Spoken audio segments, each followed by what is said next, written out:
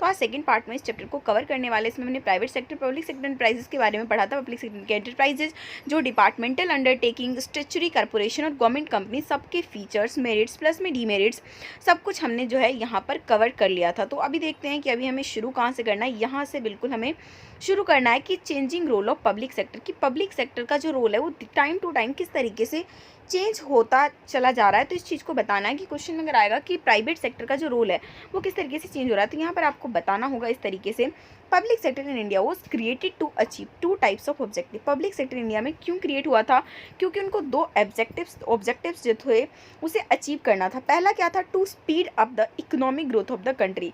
पहला तो ये था कि हमारी कंट्री के जो इकोनॉमिक ग्रोथ है उसको स्पीड अप करें, उसको ज़्यादा बढ़ाएं। दूसरा क्या था, to achieve more equitable distribution of income, और क्या हो कि आज एक इक्वालिटी के साथ लोगों की इनकम का डिस्ट्रीब्यूशन हो, वेल्थ का डिस्ट्रीब्यूशन हो, जो भी डिफरेंट सेक्शंस हैं वो सोसाइटी में।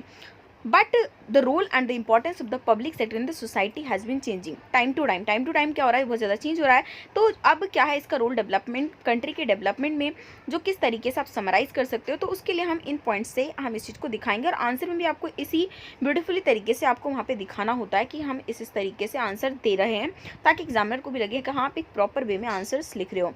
उसके बाद फर्स्ट पॉइंट के अकॉर्डिंग हम आंसर लिखेंगे, डेवलपमेंट ऑफ इंफ्रास्ट्रक्चर। जब हमारा इंडिया इंडिपेंडेंस हुआ था तो उस टाइम पे बहुत सारी शॉर्टेज थी हैवी इंडस्ट्री की, चाहे ट्रांसपोर्टेशन हो, कम्युनिकेशन हो, इलेक्ट्रिसिटी हो, आयरन, स्टील, ये सारी, क्योंकि इन जो जितनी भी कंपनीज होती है इंफ्रास्ट्रक्चर के लिए बहुत ज़्यादा इन्वेस्टमेंट की ज़रूरत होती है, जिसमें प्राइवेट सेक्टर बिल्कुल भी हाथ नहीं लगाना चाहता। तो इस वजह से ये गवर्नमेंट कंपनी की, पब्लिक कंपनी की रिस्पॉन्सिबिलिटी बन जाती है कि इन सब में वो अपना इन्वेस्टमेंट करे। सेकंड क्या है, रीजनल बैलेंस। अब गवर्नमेंट को क्या करना होता है, रीजनली बैलेंस भी करना होता है, क्योंकि अगर बात करें प्राइवेट सेक्टर बिल्कुल ऐसा नहीं चाहती है कि वो बैकवर्ड या फिर रिमोट एरियाज़ में काम करे जहाँ पर लैक ऑफ इंफ्रास्ट्रक्चर हो। तो लेकिन गवर्नमेंट को क्या है, उनको तो हर जगह एम्प्लॉयमेंट देना है, और पूरे कंट्री के इकोनॉमिक डेवलपमेंट की वजह से क्या करना होता है, गवर्नमेंट क्या करती है, धीरे धीरे जो इंडस्ट्रीज़ है वो इन बैकवर्ड एरियाज़ में भी सेटअप कर रही है। थर्ड पॉइंट है इकोनॉमीज ऑफ स्केल। अब कुछ ऐसी कंपनीज है जहाँ पर बहुत ज़्यादा कैपिटल की ज़रूरत होती है, लाइक अगर बात करें इलेक्ट्रिक पावर प्लांट हो गया, नेचुरल गैस हो गया, इसके अलावा पेट्रोलियम प्रोडक्ट हो गए, तो यहाँ पर काफ़ी ज़्यादा अमाउंट में कैपिटल और लार्ज बेस की ज़रूरत होती है, जो ताकि वो हमारी जो इकोनॉमी वो अच्छी तरीके से फंक्शन करे। तो इन एरियाज़ को भी कौन कवर करता है, पब्लिक सेक्टर कवर करती है। आगे चलते हैं, पब्लिक सेक्टर रिफॉर्म्स। तो पब्लिक सेक्टर में कुछ रिफॉर्म्स हुए थे 1991 में, जहाँ पे नई इंडस्ट्रियल पॉलिसी आई थी, गवर्नमेंट ने एलपीजी साइन किया था, लिबरलाइजेशन, प्राइवेटाइजेशन और ग्लोबलाइजेशन। तो उस टाइम पे कुछ मेजर चेंजेस हुए थे पब्लिक सेक्टर में, तो इसको वहाँ पर 4 पॉइंट्स के अकॉर्डिंग यहाँ पे आपको देखना है। सबसे पहला तो क्या हुआ था, reduction in number of business reserved for public sector from 17 to 8 and to 3 only in 2001। सबसे पहले तो 1991 में क्या किया गया कि गवर्नमेंट के अंदर पहले तो 17 कंपनी हुआ करती थी गवर्नमेंट के अंदर, उसके बाद क्या कर दिया, इसे 8 कर दिया 1991 में, और 2001 में इसे घटाकर सिर्फ और सिर्फ 3 कर दिया गया। मतलब पब्लिक सेक्टर की सिर्फ और सिर्फ 3 ही कंपनीज है इंडिया में रह गई है, और वो 3 इंडस्ट्रीज कौन से, atomic energy, arms and rail transport. तो ये तीनों को छोड़कर बाकी जो इंडिया में क्या है, जो प्राइवेट सेक्टर है सब में घुस चुकी है, चाहे उनका परसेंटेज शेयर कितना भी हो, लेकिन वो क्या कर रहे हैं, प्राइवेट ही उसे चला रहे हैं।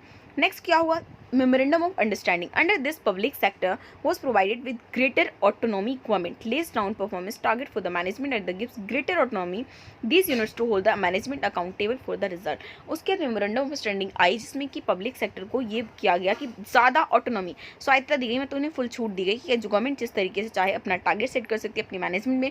और इसके अलावा पब्लिक जो भी सेक्टर ने क्या करा, कुछ कुछ चीज़ों को प्राइवेट सेक्टर को भी उन्होंने सेंड कर मतलब सोल्ड आउट कर दिया था। तो वहाँ पर डिसइन्वेस्टमेंट हुआ 1991 की पॉलिसी के बाद। Equity share of some public sector, कुछ पब्लिक सेक्टर के जो इक्विटी शेयर्स थे उसको बेच दिया गया प्राइवेट सेक्टर को या फिर कुछ अलग पब्लिक को। It was expected that this would lead to improve, और इससे ये बिलीव किया गया कि जितनी भी मैनेजरियल परफॉर्मेंस है, क्योंकि आपको भी पता है कि गवर्नमेंट सेक्टर में इंडिया में कोई अच्छा सा काम होता नहीं है, तो इस वजह से इन लोगों ने क्या किया, बहुत सारी कंपनीज़ के जो शेयर है वो प्राइवेट को बेचना शुरू कर दिया ताकि उसकी एफिशिएंसी बढ़े, उनका परफॉर्मेंस बढ़ सके। फोर्थ जो चेंज हुआ था, restructure and revival. All public sector sick units were referred to the board of industrial and financial reconstruction. जितने पब्लिक सेक्टर के यूनिट्स थे उनको बोर्ड ऑफ इंडस्ट्रियल या फिर फाइनेंशियल जो आपका कंस्ट्रक्शन से रेफर कर दिया गया। Unit which were potentially viable were restructure, जो भी यूनिट्स थे उनको दोबारा से रीस्ट्रक्चर किया, रिव्यू किया, ताकि जो भी कंपनीज मतलब सही से वर्क नहीं करी उसे क्या करें, क्लोज डाउन करें, या फिर वो क्या करें प्राइवेट के हाथों में दे, या और फिर इन लोगों ने कुछ ही कंपनी अपने हाथों में रखा। नेक्स्ट जो आपका मल्टीनेशनल कंपनीज काफ़ी इंपॉर्टेंट है आपके एग्जाम पॉइंट ऑफ व्यू से। तो मल्टीनेशनल कंपनी में be defined of a company that has a business operation in several countries. Multinational company एक ऐसा कंपनी है जिसमें क्या होता है, बिजनेस ऑपरेशन बहुत सारी कंट्रीज़ में किया जाता है, और जबकि उनके फैक्ट्री ब्रांचेस और ऑफिस वगैरह बहुत सारी कंट्रीज़ में होते हैं, लेकिन उनका हेड क्वार्टर जो होता है किसी एक पर्टिकुलर कंट्री में होता है। जैसे एग्जांपल है कोको कोला हो गया, सोनी हो गया, रिवो। तो ये सारी कंपनीज़ क्या मल्टीनेशनल कंपनीज़ की एग्जांपल है जो कि बहुत सारी कंट्रीज़ में अपना बिजनेस करते हैं, लेकिन इनका पर्टिकुलर हेड क्वार्टर अपने कंट्री में ही होता है।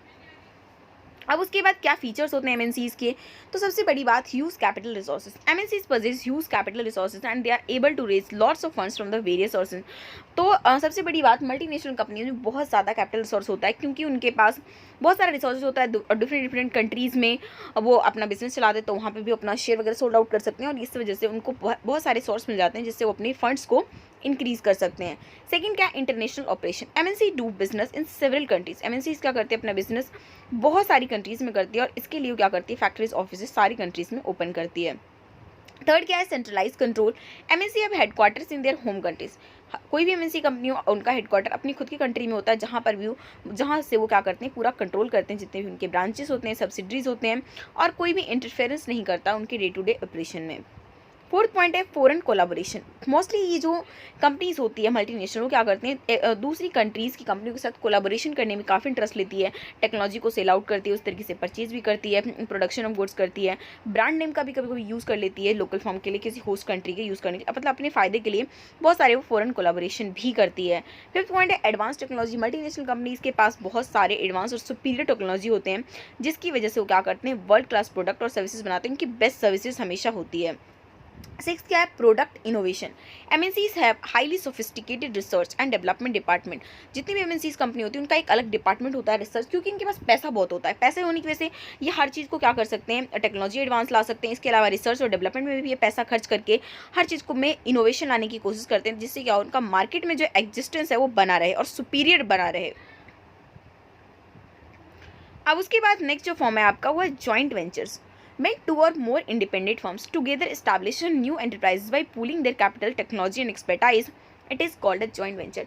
जब दो या दो से ज़्यादा इंडिपेंडेंट फर्म क्या करते हैं, दोनों मिलकर एक अलग न्यू एंटरप्राइज बनाते हैं, जिसमें वो अपना कैपिटल शेयर करते हैं, टेक्नोलॉजी एक्सपर्टाइज सब कुछ शेयर करते हैं, तो उस चीज़ को हम क्या कहते हैं, joint venture.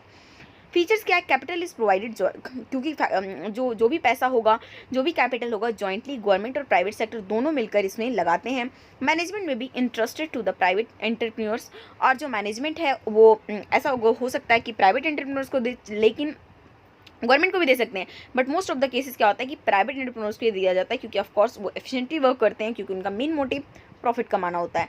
It combines both social and profit objective. इसमें दोनों ऑब्जेक्टिव को देखा जाता है, ध्यान में रखा जाता है। सोशल को भी, क्योंकि गवर्नमेंट इसमें करेक्टर है इसलिए सोशली वो रखेगी ऑब्जेक्टिव, और क्योंकि उसमें प्राइवेट सेक्टर इंक्लूड है तो इसलिए उनका मेन ऑब्जेक्टिव प्रॉफिट भी होता है। Next, it is responsible to the government and the private investor.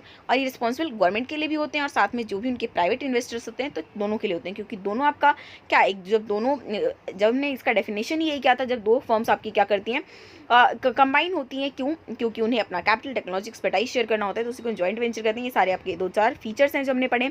उसके बाद बात करते हैं बेनिफिट्स के बारे में। क्या है इसका benefits, great resource and capacity. In a joint venture, the resources and capacity of two or more firms are combined, which enables it to grow quickly and efficiently. Joint venture में क्या होता है, रिसोर्सेज और capacity दो या दो से ज़्यादा फर्म की क्या हो जाती है, कंबाइन हो जाती है, जिसकी वजह से क्या होता है, उनके पास बहुत सारा कैपिटल होता है, वो बहुत सारी चीज़ें कर सकते हैं और अपनी कंपनी को ग्रो करवा सकते हैं बहुत ज़्यादा क्विकली और एफिशिएंटली।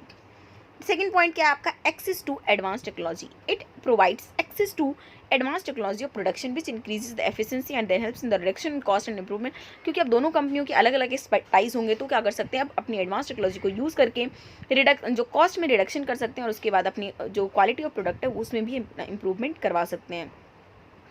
थर्ड क्या है, इनोवेशन कर हो सकता है। Foreign partners in joint ventures have the idea and technology to develop innovative products and services. अगर आपने जो जॉइंट वेंचर किया है फॉरेन कंपनीज के साथ किया है, तो उसमें क्या नई नई आइडियाज़ देगी, आपको नई नई टेक्नोलॉजी देगी, जिससे क्या होगा, आपका जो प्रोडक्ट होगा वो इनोवेटिव होगा, जिससे क्या होगा, मार्केट में उसका एग्जिस्टेंस जो है वो लंबे टाइम तक बना रहेगा। नेक्स्ट है low cost of production. Raw material and labour are comparatively cheap in developing countries, so it one partner is from developing country, they can be benefited by the low cost of production. अब suppose करो 2 country है, उन्होंने क्या करा, अपना joint venture किया। तो एक कंट्री क्या है, डेवलपिंग कंट्री लाइक इंडिया, तो वहाँ पे क्या रॉ मटेरियल भी सस्ता मिलेगा, लेबर भी सस्ता मिलेगा। तो इस तरीके से क्या कर सकते हैं, अपनी प्रोडक्शन कॉस्ट में रिड्यूसिंग कर सकते हैं और दोनों मिलकर प्रॉफिट ऑफकोर्स कमा सकते हैं। 5th पॉइंट है well known brand names. If when one party has well establish brand, अब एक पार्टी के पास बहुत अच्छा ब्रांड नेम है, बहुत अच्छी गुडविल है, तो दूसरी पार्टी क्या कर सकती है, उसका फायदा उठा सकती है।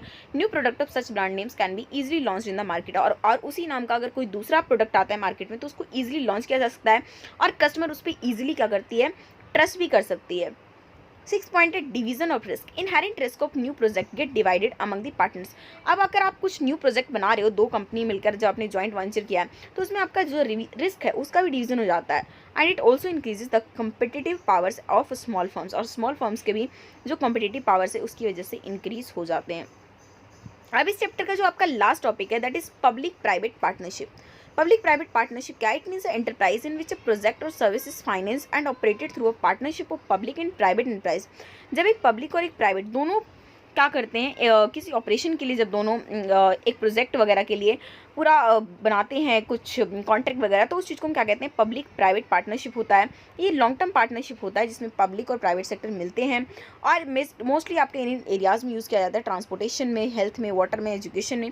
और इसका सबसे जो बेस्ट एग्जाम्पल है वो आपका DMRC है, दिल्ली मेट्रो रेलवे। तो ये आपका पब्लिक प्राइवेट पार्टनरशिप गवर्नमेंट और जो प्राइवेट कंपनी है दोनों को ने मिक्स करके ये जो ओपन किया हुआ है। इसमें इनका रेशो डिवाइडेड होता है कि हाँ गवर्नमेंट को कितना रेशो मिलेगा इनके प्रॉफिट का और जो पर्टिकुलर प्राइवेट सेक्टर उनको कितना मिलेगा। तो फीचर से आपको ज़्यादा अच्छे तरीके से समझ में आएगा। फीचर्स क्या है, facilities partnership between public sector and the private sector. इसमें क्या होता है, पार्टनरशिप होता है एक पब्लिक सेक्टर और एक प्राइवेट सेक्टर के बीच में, तो उसको हम क्या कहते हैं, पब्लिक प्राइवेट पार्टनरशिप कहते हैं। इनका जो प्रोजेक्ट होता है काफ़ी ज़्यादा हाई प्रायोरिटी प्रोजेक्ट होता है क्योंकि गवर्नमेंट इसमें मिल रही है, तो ऑफकोर्स उसके बाद सुटेबल, अब सुटेबल भी उसी के लिए होता है जहाँ पर बड़े बड़े प्रोजेक्ट्स करने हो, जहाँ पर कैपिटल की ज़्यादा ज़रूरत हो, बहुत सारी हैवी इंडस्ट्रीज़ की ज़रूरत हो, तो यहाँ पर इसकी ज़रूरत होती है। गवर्नमेंट को इसलिए लाया जाता है ताकि वो कैपिटल दे सके, जबकि प्राइवेट को इसलिए रखा जाता है तो कि वो काम जो है वो एफिशिएंटली तरीके से हो सके। 4th जो है useful in public welfare project, example DMRC, तो और ये पब्लिक वेलफेयर प्रोजेक्ट्स के लिए हमेशा यूजफुल होता है। 5th क्या है, शेयरिंग रेवेन्यू शेयर किया जाता है पब्लिक और प्राइवेट इंटरप्राइजेस में, जो भी उनका रेशो एग्रीड होता है तो उसी पे वो सब कुछ शेयर करते हैं। तो ये है आपके इंपॉर्टेंट जो आपके नोट्स है, तो आपको क्या करना है, इसको स्क्रीनशॉट करके आप अपने पॉइंट टू पॉइंट अपनी कॉपी में नोट डाउन करके रख सकते हैं। साथ में अगर एक बार में आपको समझ में नहीं आया तो वीडियो को दोबारा से देखेंगे, तो वही चीज़ें जब आप दोबारा सुनोगे तो आई होप कि आपको समझ में आएगा। तो तब तक के लिए वीडियो को लाइक कीजिए, अपने दोस्तों के साथ ज़रूर शेयर कीजिए, अगर वो भी कॉमर्स स्ट्रीम में है, साथ में बिजनेस स्टडीज़ उनके पास एज ए सब्जेक्ट है तो उनको ज़रूर शेयर कीजिए। और